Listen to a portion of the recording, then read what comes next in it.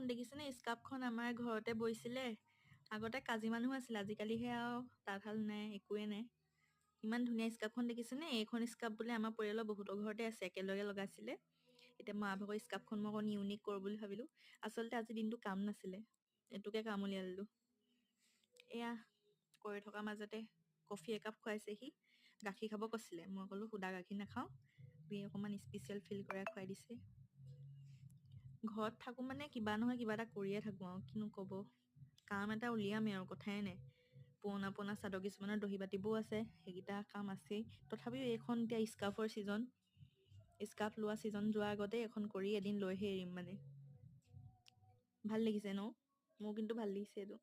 মা আকৌ বেয়া লাগিছে, কি কৈছে জানেনে? এইটো বোলে মিহি সূতাই কৰিব লাগে। আজিকালি ট্ৰেণ্ডিঙত আছে ন এনেকুৱা দবধা দবধাকৈ কৰাটো। দবধা নহয় মানে এনেকৈ উঠি থকাকৈ। মই চেন চিলাইহে কৰিছোঁ দেই, ভৰ্তি চিলাইটো কৰা নাই। এয়া চাওক, এনেকৈ চেন চিলাই কৰি এনেকৈ কৰি দিছোঁ, ৰাউণ্ড ৰাউণ্ড কৰি দিছোঁ। অ' মা কোন চনত বৈছিলে এখন?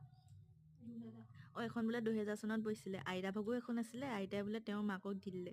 তেওঁৰ মাক যেতিয়া ঢুকালে, তেওঁৰ মাকে আকৌ আইতাৰ মানে মাক, মোৰ আজু আইতাই নাতিনীয়েকক দি থৈ গ'ল। এই মায়ে এখন ইমান ধুনীয়া হৈছে দেখিছেনে? কালি পৰহি বোৱা নিচিনা একদম নতুন হৈ আছে। আৰু মই অলপ মায়ে মৰমতে মোক চুবলৈ নিদিয়ে এখন। নামঘৰলৈ নিয়ে কেতিয়াবা, এতিয়া মই এইবোৰ কৰি থকাৰ কাৰণে বেয়াই পাইছেতো।